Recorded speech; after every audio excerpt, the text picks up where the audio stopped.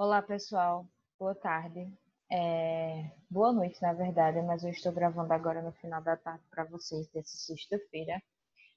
Já é a segunda vez que eu estou gravando essa aula e vocês podem perceber que está sendo gravada sem a minha ilustre imagem. Infelizmente, eu peço desculpa para vocês, mas foi justamente esse o erro que deu aqui. Não conseguiu salvar. Tá com problema na câmera novamente. Tive esse problema em uma cadeira passada, mas amanhã eu já estou levando para dar essa ajeitadinha, tá? Mas acredito que consiga fluir normalmente. Eu sei que não é um pouco, acaba sendo não tão interativo, né? Porque quando a gente não vê o rosto do professor, talvez fique uma aula mais monótona, mas vocês vão levar de boa e na segunda-feira tudo volta ao normal, tá? Hoje a gente vai dar início à segunda unidade. Em relação às provas que vocês fizeram da primeira unidade, eu vou estar corrigindo agora no final de semana, porque é o tempo que eu tenho para corrigir.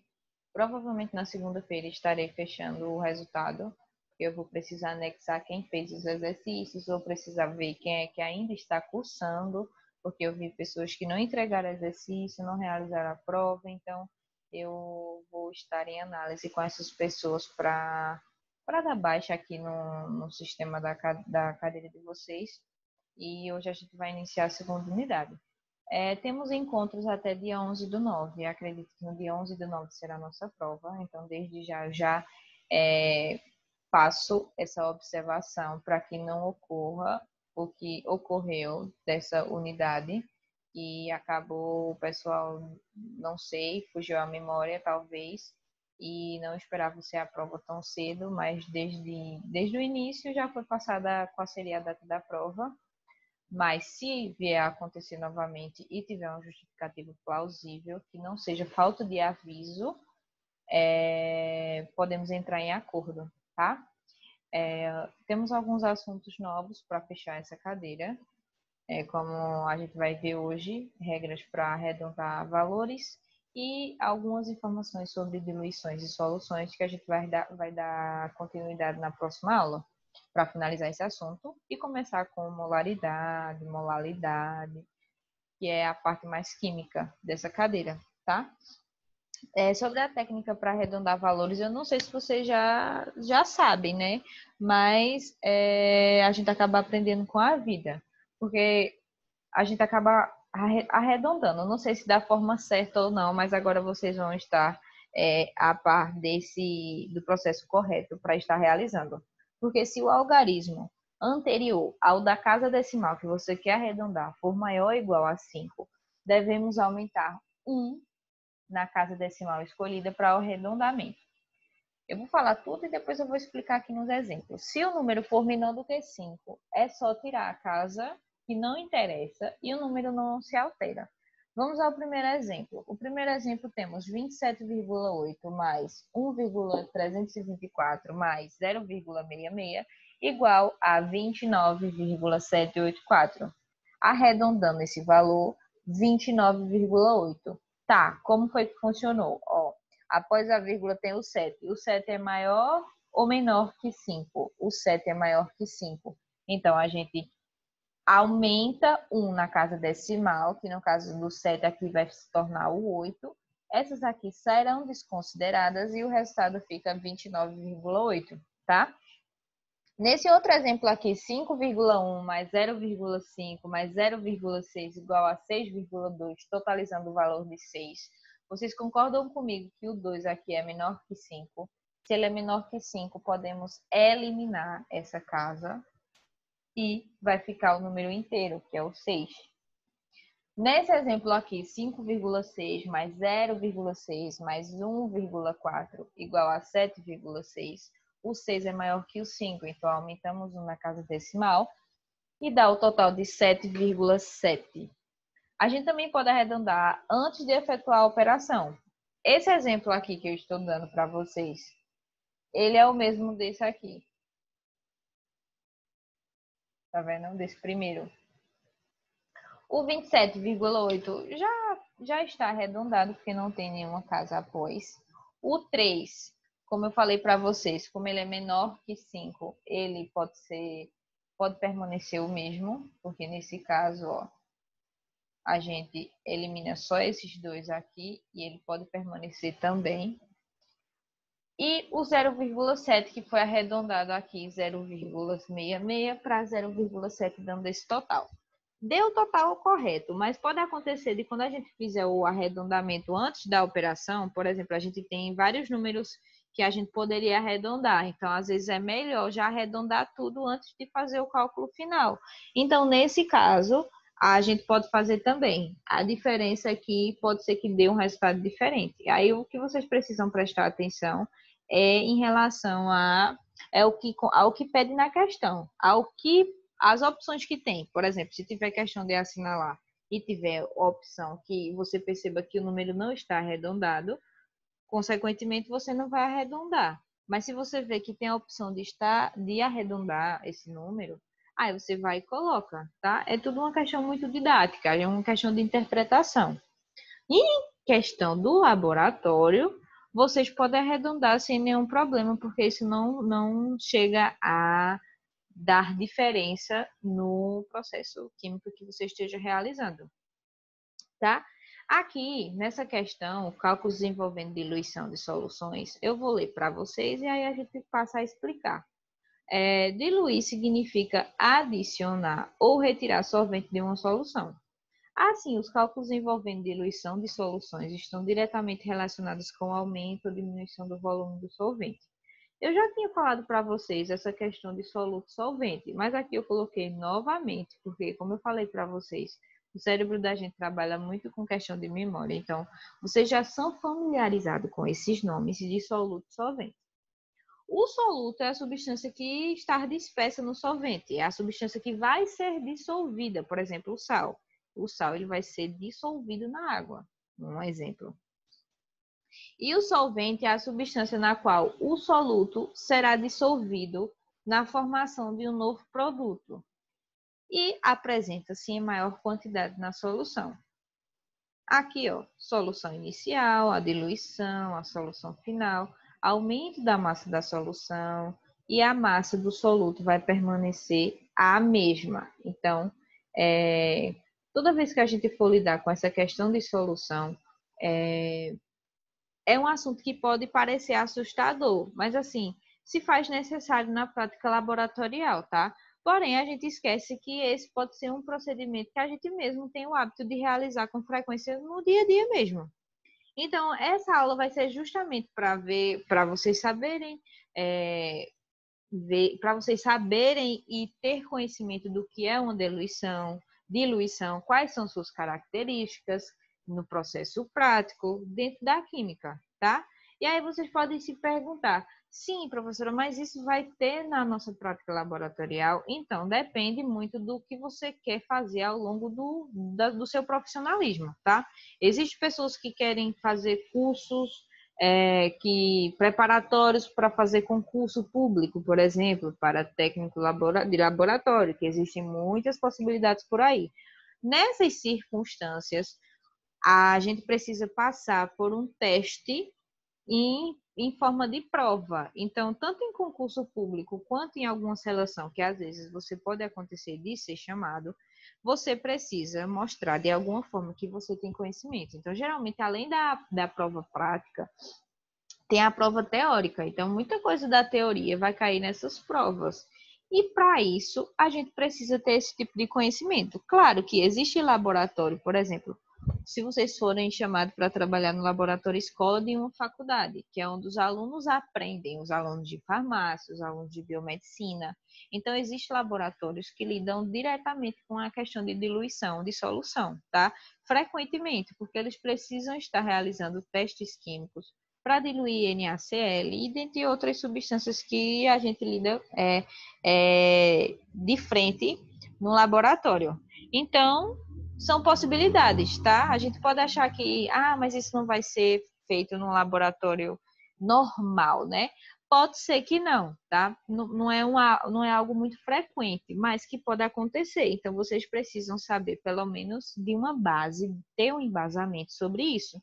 Eu também queria deixar claro que não é algo muito profundo, não. Vocês podem até achar que é difícil, mas se a gente fosse aprofundar mesmo, seria muito mais complicado, exigiria muito mais tempo, exigiria até mesmo algumas práticas para que vocês pudessem assimilar a teoria com a prática. Mas nesse caso, eu estou sendo bem sucinta mesmo. Vocês não achem que eu estou passando do que é necessário, tá? Eu estou no limite do que é necessário para que vocês tenham conhecimento e consigam lidar bem numa prova e consigam fazer qualquer prática que for relacionada a isso, tá? Mesmo que vocês esqueçam, porque a gente, como ser humano, acaba se distraindo e precisando armazenar novas informações, e se não existe a prática diária de fazer algo, a gente esquece, mas vocês precisam ter um caderno, porque quando vocês lidarem com isso frente a algum tipo de processo seletivo, vocês poderão ter acesso a onde buscar, tá? Então, isso é o essencial de vocês. Então, assim, de uma forma prática, a diluição não é nada mais do que você adicionar ou retirar um solvente de uma solução. Então, para falar em diluição, eu vou precisar ter uma solução pronta, como eu mostrei até na imagem anterior, ou seja, eu adicionei um soluto em um solvente e fiz uma mistura homogênea, tá? Vocês sabem, né? Mistura homogênea, ela se mistura. E mistura heterogênea, elas são substâncias distintas, que elas acabam não se misturando, como a água e o óleo, que é o exemplo universal que a gente utiliza. Quando eu tenho uma solução previamente, ou seja, pronta, eu posso acrescentar ou retirar água. E aí, quando eu faço isso, a gente chama de diluição. Dois exemplos bem práticos disso, a gente consegue ver nessas imagens aqui. Porque nessa eu tenho esse copo de refrigerante, né? Que inclusive dá uma vontade de estar tomando agora, neste momento. Adicionando uma quantidade de água a mais no refrigerante por conta do gelo. Logo, eu estou realizando uma diluição nesse copo. E aí, o que aconteceu com o gelo? Ele acabou sofrendo a fusão, que ele trocou seu estado químico e acabou sendo acrescentado os cubinhos que antes eram gelo, se transformou em água e acabou alterando o volume da solução, por exemplo. Tudo bem para vocês? Espero que sim. Talvez eu esteja sendo muito rápida, mas vamos, que eu vou tentar ser mais levinha. Já na panela, que é esse outro exemplo aqui, aquecendo a panela, a água sofre um processo de ebulição. Eu não sei se vocês lembram desses nomes, mas a gente ouvia muito na escola. Aí ele vai passar para um estado de vapor. Então, nesse exemplo, eu estou retirando parte da água da solução. Logo, consequentemente, eu também estou realizando uma diluição, porque lembra que eu falei que uma diluição pode ser a retirada ou o acréscimo de água? Então, é basicamente isso. É outro exemplo que a gente realiza muito em casa, por exemplo, a gente pega um suco concentrado, aí quando você adiciona uma certa quantidade, aí o suco está concentrado numa garrafinha, né? Aí você vai e tira esse suco e vai colocando água. Aí quando você vai colocando água, a concentração desse suco muda. Ela aumenta o seu volume e ela acaba ficando, a gente diz que é até um suco fraco, né? Porque comparando a concentração de antes, com muita água, acaba acontecendo o quê? Que existiu essa diluição. E a gente chama de suco fraco porque a quantidade do sabor ficou muito pouca em relação à quantidade de água que foi adicionada ali. Então, existem essas modificações, tá? À medida que você vai adicionando água, você está desenvolvendo o que a gente chama de diluição da solução. Então, tudo isso é diluição da solução, independente de se é retirada ou colocado certa quantidade de água. Nesse outro exemplo aqui dessa imagem, que é essa daqui de baixo, do lado direito, vocês podem ver que tem um precipitado na imagem. Porque, por exemplo, em uma temperatura de 20 graus Celsius, a quantidade máxima de NaCl, que é o que a gente chama de sal de cozinha ou cloreto de sódio, que se dissolve em 100 gramas de água, é 36 gramas. Então, a gente pode dizer que o coeficiente de solubilidade do NaCl é de 36 gramas de NaCl e 100 gramas de água a 20 graus Celsius. Tá, mas o que é coeficiente de solubilidade? Vai ser justamente a quantidade máxima que pode ser dissolvida, dissoluto numa dada quantidade de solvente com temperatura e pressão constante, tá, professora? Viajei geral agora. Veja só, quando a gente coloca uma quantidade de soluto num solvente, existe um valor máximo que aquele solvente vai conseguir diluir aquele soluto. Se a gente ultrapassar isso, vai acabar não dissolvendo e vai ficar precipitado aí embaixo, como fica na imagem. Só que eu não quero que vocês saibam tudo sobre coeficiente de solubilidade, tá? Porque também é um rumo maior que a gente vai custar a aprender, porque é algo muito mais específico para vocês estarem lidando no momento. Então, o que eu quero que vocês saibam é: existe uma quantidade máxima de soluto para determinado solvente? Existe. Por quê? Existe coeficiente de solubilidade de cada soluto. Existe um valor máximo que foi testado e foi visto que, por exemplo, é o que está dizendo aqui, ó, nessa imagem que eu coloquei para vocês. Porque qualquer valor a mais de 36 gramas, se a gente colocar 40 gramas de soluto, 5 gramas irá se precipitar, que é esse corpo no fundo. Só que ele pode ser filtrado para que fique somente a solução mesmo. Mas ela acaba ficando uma solução saturada, tá? Porque acabou ultrapassando ou estando no limite do seu coeficiente de solubilidade. Então, se vocês preferirem, eu posso até fazer um resumo esquematizado, que algumas pessoas já conhecem daqui, né? O pessoal que estudou comigo parasitologia sabe da questão esquematizada. Eu posso tentar fazer um resumo esquematizado. Vocês podem me cobrar durante esse final de semana para que eu possa tentar fazer e disponibilizar na próxima semana. Porque eu acabei fazendo esse slide, essa atividade, de uma forma que vocês estivessem me vendo e eu estaria conversando com vocês. Só que como deu problema na minha webcam, acabou que eu estou falando muito e acaba não tendo tantas coisas assim no slide. Mas eu posso estar anexando para vocês depois, tá? Tudo bem até aí? Então, tudo certo. Vamos dar continuidade.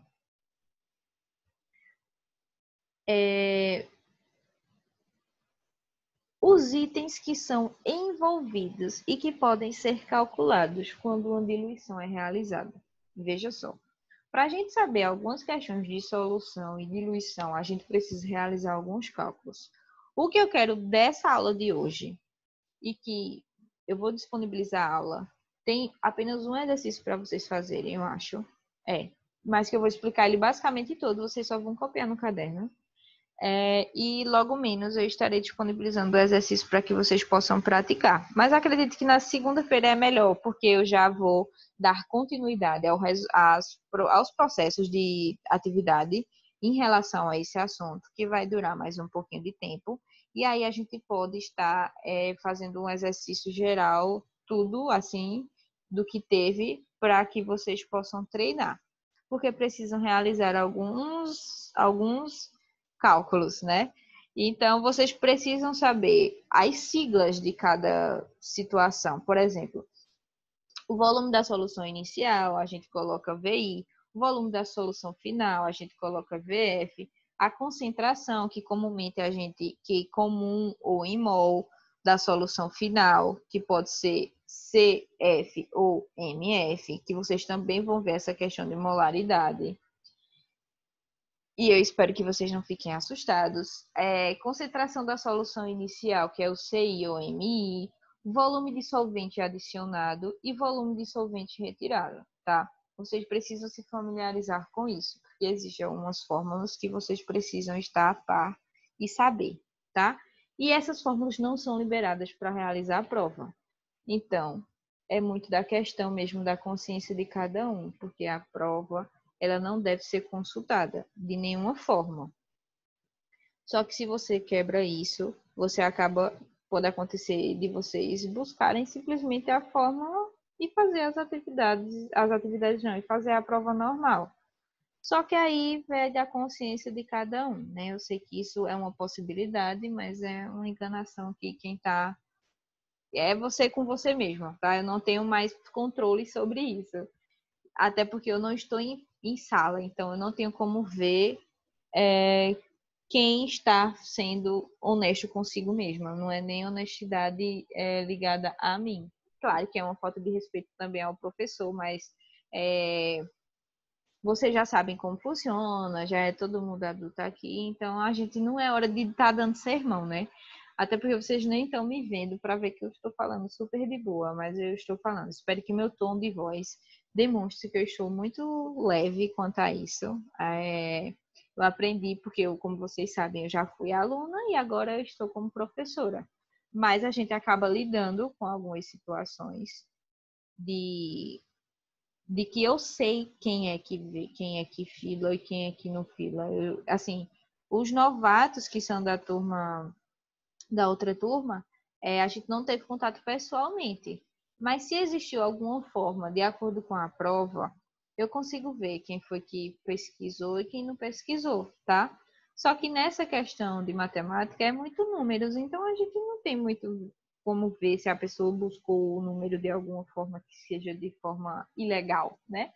Mas, enfim, seguimos firmes e fortes. Espero que todos sejam honestos e cumpra o que é necessário, que é não filar. Mas existem fórmulas que vocês precisam estar lidando. Então, a fórmula para determinar o volume final de uma solução, a gente utiliza VF igual a VI mais VA. Alguém lembra? Vamos lá. VF vai ser o volume da solução, VI vai ser o volume da solução inicial e VA vai ser o volume do solvente que foi adicionado. Então, tudo isso vocês precisam estar por dentro. E aí, o exemplo que a gente vai utilizar vai ser esse dessa imagem que eu estou passando para vocês. Tudo bem? Então, é fundamental para vocês que vocês saibam realizar uma análise intrínseca da diluição. Porque durante esse processo, o que acontece com a solução? Para simplificar, eu vou falar justamente o que acontece com a diluição quando existe um acréscimo de solvente. Uma solução bem simples. Uma solução onde eu tenho 50 gramas de cloreto de sódio em 200 ml de água. Então, o volume inicial da solução que tem é de 200 ml. Só que essa solução eu vou acrescentar, ou seja, eu vou diluir, utilizando um volume de 300 ml. Como eu estou adicionando 300 ml no volume de 200 ml, a solução no final ela passa a apresentar um volume de quanto? De 500 ml. Então, o volume no final vai ser o quê? Vai ser a somatória do volume que foi adicionado com o volume que tínhamos anteriormente, tá? Porém, a solução que recebeu água, vocês podem perceber aí que ela tem uma massa de 50 gramas de soluto. E mesmo após a adição, a quantidade de água, ela continua a apresentar a mesma massa do soluto. Ou seja, durante a diluição por acréscimo de solvente, eu tenho um aumento do volume da solução, ok? Porque eu acrescentei. Porém, a massa do soluto ela vai permanecer exatamente a mesma, tá?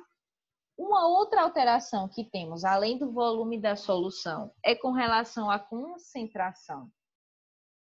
Nesse caso, a gente não vai agora estar lidando com concentração. O que eu quero saber, o que eu quero que vocês entendam é como é realizado esse cálculo. Que a explicação pode parecer complicada, mas quando a gente coloca na prática e realiza os exercícios, ela acaba ficando mais simples, tá? Então, o que eu preciso saber de vocês é se vocês deu para entender. Vocês voltem e tentem observar o que eu estou falando de acordo com a imagem que vocês estão vendo, para que possa ser mais claro para vocês, tá? Agora, para a gente continuar esse mesmo fluxo, existe. A gente falou o quê? A gente falou para uma diluição com acréscimo de água, que a gente utiliza essa fórmula, e uma diluição com retirada de solvente. Se a diluição envolver a retirada do solvente, lembra que eu falei para vocês da panela que estava sendo aquecida e houve aquele processo químico e aí fez com que a água fosse retirada desse meio? Pronto, é nessas situações aqui. Se a diluição envolver a retirada de solvente, o volume final é definido pela subtração entre o volume inicial e o volume do solvente retirado. Então, vai ter aqui nessa fórmula o volume final igual a o volume inicial menos o volume do solvente que foi retirado. Então, tudo isso vocês vão estar guardando, porque vocês precisam. Essas são as duas primeiras fórmulas. Vai existir fórmulas de concentração, vai existir fórmulas de mols. Então, essas são as mais simples para vocês estarem por dentro. Aí, nesse exemplo, vai fluir da mesma forma que eu expliquei para vocês, que a gente novamente tem essa análise intrínseca que a gente fala, que é analisar por dentro mesmo da situação, quando estamos realizando uma redução do volume do solvente, ou seja, quando eu retiro solvente da solução, que é outro procedimento que também é chamado de diluição, para esses exemplos, temos uma solução que está sendo aquecida, que apresenta 50 gramas de cloreto de sódio e um volume de 500 ml de água. Se eu realizar o cálculo da concentração em relação ao volume, vai ter um valor de concentração específico. Mas, para a gente saber sobre os cálculos de concentração, a gente precisa entrar em molaridade e molaridade. Então, não é o que eu quero agora de vocês. O que eu quero agora de vocês é que vocês entendam como é que funciona cada coisa. Eu quero que vocês saibam se a massa vai ser alterada quando eu adiciono um novo soluto, o que é que altera. Então, a gente agora também tem um pouco de teoria, não são só cálculos que eu vou precisar de vocês e que eu vou exigir de vocês na prova, tá? Eu vou precisar também dessa parte teórica, que vocês só vão saber se vocês estiverem assistindo a aula. Tudo bem? Então, nesse caso, a gente vai fazer a mesma coisa. Por quê? Quando eu aqueço essa solução até que 300 ml seja evaporado, ou seja, eu acabo eliminando 300 ml de água e vai restar apenas um volume de 200 ml. Então, o volume no início era 500 e no final passa a ser 200 ml. Por que ele passou a ser 200? Porque após a evaporação do solvente, houve essa diminuição de valores, tá? Então, é basicamente isso que eu preciso que vocês entendam na aula de hoje, que é, vamos recapitular. A gente precisa saber sobre arredondar valores, que eu vou passar exercício também. A gente precisa ver os exemplos. A gente precisa saber sobre coeficiente de solubilidade e por que que isso acontece. A gente precisa saber, inicialmente, quais são os itens que podem ser calculados quando existe um tipo de diluição. A gente precisa saber que diluição pode existir com acréscimo ou retirada de água, que existem fórmulas para desvendar esse mistério e que os exemplos que foram utilizados acabam deixando claro como é que vai funcionar. E esse exemplo vocês vão tentar quebrar a cabeça fazendo e será dado, não se preocupe, o gabarito. Eu vou explicar tudo direitinho, esse exercício, como eu já venho fazendo com vocês na próxima semana, tá? Mas de acordo com as explicações que eu passei para vocês, eu preciso que vocês tentem fazer essa atividade. Se não conseguir, não tem problema, tá? A gente tenta fazer juntos de alguma forma. Tudo bem? Então, na próxima aula, a gente dá continuidade a fórmulas de concentração e molaridade para vocês. Eu espero que fique claro, eu espero que resolva a questão da minha webcam. Se não resolver, eu vou dar um jeito e não se preocupem não, tá bom? Um beijo para vocês e uma boa noite.